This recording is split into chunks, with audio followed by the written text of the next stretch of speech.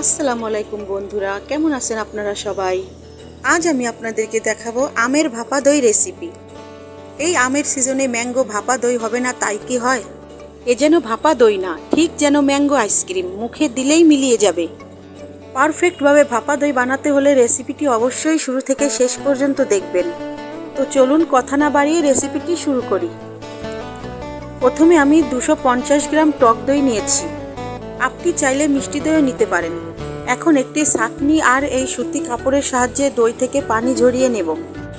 একটি ছাঁকনির উপরে সুতি কাপড় দিয়ে এভাবে দইটুকু দিয়ে পেঁচিয়ে উপরে ভারী কিছু দিয়ে চাপা দিয়ে নর্মাল ফ্রিজে 2-3 ঘন্টা পানি ঝরানোর জন্য রেখে দেব।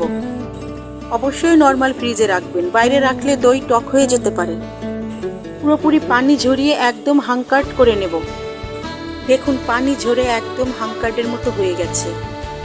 আপনি চাইলে বাজার থেকেও হাংকার্ড কিনে নিতে পারেন। একদম এভাবে পারফেক্টলি পানি ঝরিয়ে নিতে হবে। এবার এই দইকে আমি সরিয়ে নিচ্ছি। এখন একটি আমকে আমি এভাবে চাকা চাকা করে কেটে নিয়েছি। আমকে ব্লেন্ডার জারে দিয়ে ভালো করে ব্লেন্ড করে নেব। এখন বাটিতে আমি ওই হাংকার্ড নিয়ে নিচ্ছি আর তার মধ্যে দিয়ে দিচ্ছি ব্লেন্ড করা ম্যাঙ্গো পাল্প। এবার ভালো করে নেড়েচেড়ে মিশিয়ে নেব। সব কিছু স্টেপ বাই স্টেপ ভালো করে মিশাতে হবে, তাহলেই এই ভাপা দইটি একদম পারফেক্ট হবে। দেখুন নাড়তে নাড়তে একদম ক্রিমের মতো হয়ে গেছে। এবার দিয়ে দিচ্ছি হাফ কাপ কনডেন্সড মিল্ক। এখানে আমি চিনি ব্যবহার করব না, কনডেন্সড মিল্ক আর আমের মিষ্টিতেই আমি এই ভাপা দইটি তৈরি করব। কনডেন্সড মিল্কের স্বাদটা দ্বিগুণ বেড়ে যাবে। আপনি চাইলে চিনিও ব্যবহার করতে পারেন। আবারও ভালো করে নেড়েচেড়ে মিশিয়ে নিচ্ছি। এখন দিয়ে দিচ্ছি হাফ কাপ গুঁড়ো দুধ। গুঁড়ো দুধ দিলেও ফ্লেভারটা আরও সুন্দর আসে। পারফেক্ট ভাপা দই তৈরি করতে অবশ্যই গুঁড়ো দুধ দেওয়ার চেষ্টা করবেন। এবার এই গুঁড়ো দুধকেও আমি ভালো করে নেড়েচেড়ে মিশিয়ে নিচ্ছি। এভাবে যত বিট করবেন ভাপা দই তত সুন্দর হবে।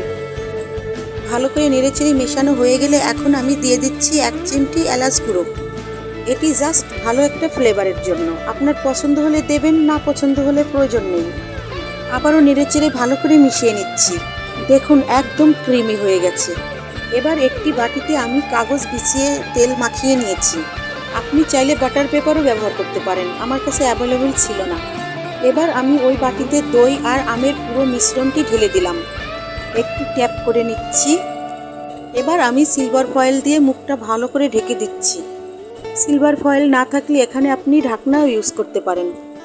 এবার আমি একটি কড়াইতে কিছু পরিমাণ পানি দিয়ে তার মধ্যে একটি টাওয়াল বিছিয়ে দিয়েছি। আপনি চাইলে এখানে স্ট্যান্ডও ব্যবহার করতে পারেন। এখন 25 মিনিট ভাপে রান্না করে নেব। একদম 25 মিনিটই ভাপে রান্না করবেন, বেশি রান্না করলে শক্ত হয়ে যাবে, খেতে ভালো লাগবে না। এবার আমি বাটিটিকে নামিয়ে ফ্রিজে রেখে 2-3 ঘন্টা ঠান্ডা করে নেব। এখন চারপাশ ছুরি দিয়ে ছাড়িয়ে নিচ্ছি। এখন একটি প্লেটে ঢেলে দেখাচ্ছি। কাগজটি উঠিয়ে নিচ্ছি। দেখুন কত সুন্দর কালার হয়েছে। এখানে আমি কোনো রং ইউজ করিনি। এবার আমি আম কুচি দিয়ে গার্নিশ করে নিচ্ছি। এখানে আপনি চাইলে বাদাম দিয়েও সাজিয়ে নিতে পারেন, যার যার ইচ্ছা। দেখুন আমার ভাপা দইটি একদম পারফেক্ট হয়েছে। আমার ভিডিওটি ভালো লাগলে অবশ্যই লাইক, কমেন্ট আর শেয়ার করবেন আর আমার পাশে থাকবেন। আল্লাহ হাফেজ।